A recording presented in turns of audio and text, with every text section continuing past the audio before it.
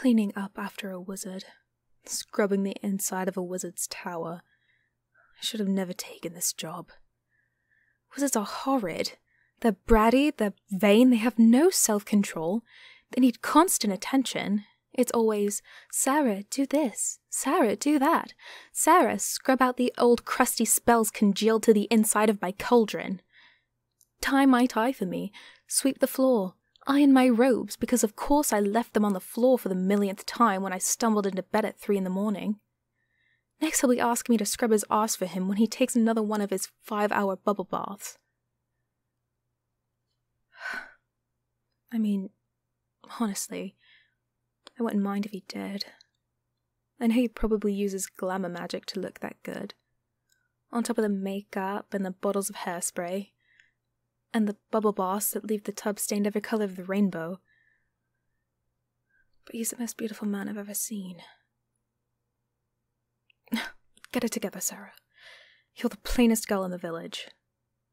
The only time any of the young men looked at me was when they needed the dress made for their sweethearts. And Mother always said I'd never marry. That's why she had no problem with me going away to find work. Lord knows what she'd say if she knew I was working for a wizard, and an unmarried wizard who has every unmarried person throwing themselves at him.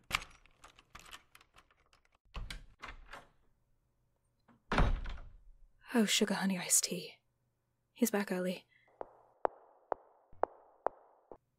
Good afternoon. May I take your cloak, sir? You're staggering. Are you drunk at 3 p.m?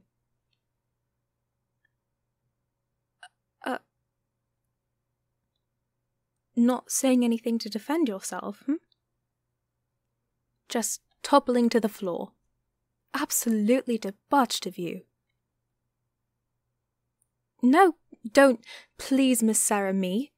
I've had enough of your shenanigans. And I thought you were giving me at least 2 more hours to clean your workshop. It's not done. And I hope you didn't expect me to be finished tidying up in there. You can't just go changing your plans on me with no warning. I am trying to do my job and... No smart remark? I've never seen him drunk before. Maybe something's wrong. Sir, are you all right? Oh dear. Oh dear, oh dear, oh dear. You look absolutely awful. You're all sweaty and your forehead is burning. Please let go of my hand, sir. Yes, I appreciate that you find my hands cooling, seeing as how I've been scrubbing with cold water for hours, but I need both hands if I'm going to take care of you properly. Thank you. No, don't try to get up. I've heard about this terrible fever sweeping the city, and you need to save your strength for the battle ahead. When I say don't get up, I also mean don't use levitation spells. Have you heard a single word I'm saying? Honestly, wizards.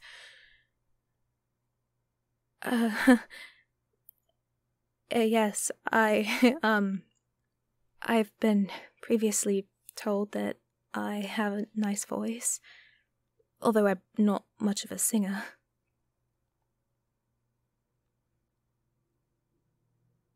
I'm pretty when I'm angry? Sir, you're clearly delirious. Lie still. I'll bring you one of the healing potion bottles from your workshop. Now that I've finally gotten around to labeling them.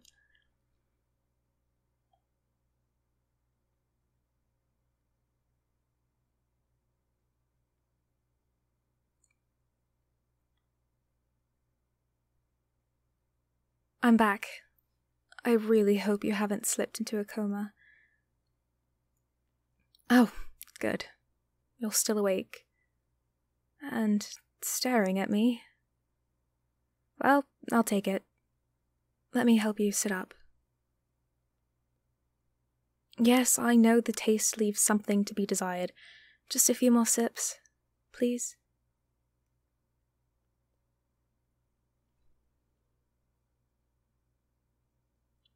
I didn't expect that to work.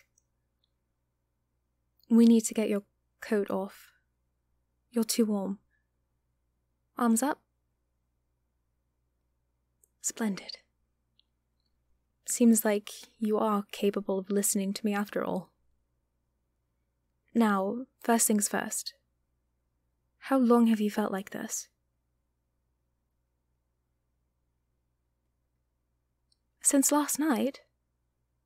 Well, then why did you leave for the university this morning?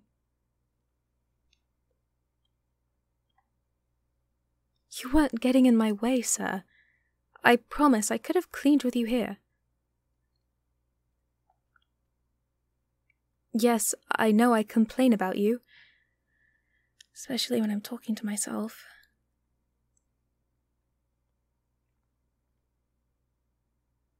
But I hope you don't mind me admitting this. You're very impressive. Youngest wizard to have ever been accepted into her ladyship's service. 3-time winner of the All Kingdom Wizards Duel, and everyone in the country knows who you are. Even my little nowhere village. I have to remind myself of your flaws, sir. If I forget that you never make the bed and always overfill the bath, I might get starstruck. And you hate it when people fawn on you. It's not like any girl has ever wormed her way into your affections by squealing and asking for your autograph. Sometimes when you're at work, I have to fend the sightseers off with a broom. One of them even tried to steal your, your underclothes. I knocked her down her ladder so she couldn't escape and used the illusion spells you gave me to chase her out the front door. Brave? Me? I'm not brave, sir. I'm just doing my job. You hired me to tend to the tower and your belongings. I know you wouldn't be happy if your garments went missing. Yes, I know, it was very ridiculous. Drat. Seems like that healing potion hasn't done anything. You look miserable. I'll get you to bed. No, don't use magic. You'll need it to heal yourself.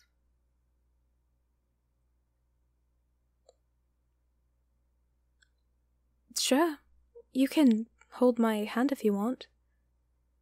At least if you're clinging to me, you're not using your hands to cast a spell. Alright. There we go. Into bed. I don't know what I'd do if this castle couldn't rearrange itself.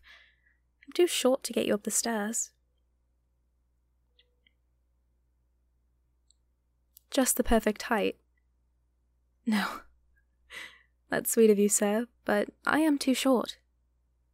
Everyone in my village made fun of me for that. Well, that and other things. Everything, really.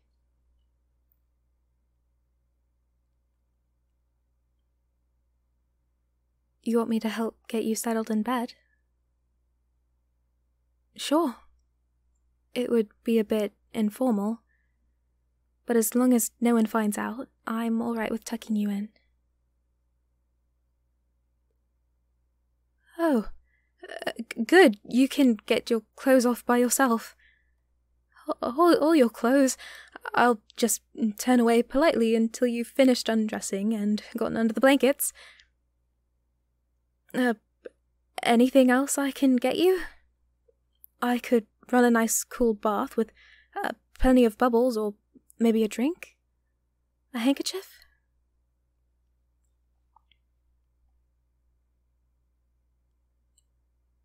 You want me to stay with you?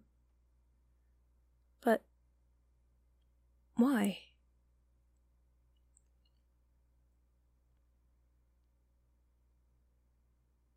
Because I'm your Sarah, And you love me. And if I'm near you, you think you won't have bad dreams? Very funny, sir. This isn't the first time I've had a man pretend to care about me as a joke. I've learned by now that anyone handsome who smiles at me either wants free tailoring or made some sort of cruel bet with his friends. I know how the world works, sir. I know you don't love me, so it's not a very good joke. You're not joking. All right, then that's proof you're delirious. The fever must have reached your brain already. I heard it's more severe in people with magic. I need to get you some herbs to bring down your fever. No, don't argue with me. You're delirious, and you need to lie down. I'll come back. Don't cry, I'm not leaving. No, I'm not mad. Besides, if you cry, your mascara will run, and I don't know enough about makeup to reapply it for you. There you go. Try to rest. Yes, we can talk about your feelings for me when you're better. Although I doubt you'll remember any of this nonsense.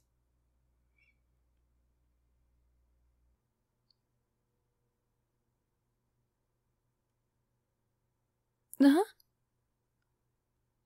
Do I love you? I hardly see why my own feelings would be of importance. That is irrelevant and superfluous, and completely besides the point.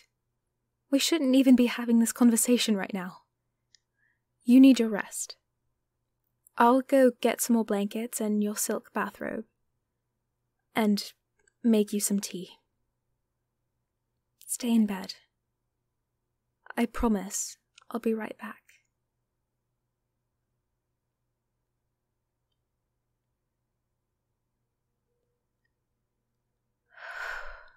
What a vulgar display on my part. I was so close to believing him. Get over yourself, Sarah. He's completely delirious. He doesn't love you, and never will. You've never even seen him tempted by the city's most beautiful women.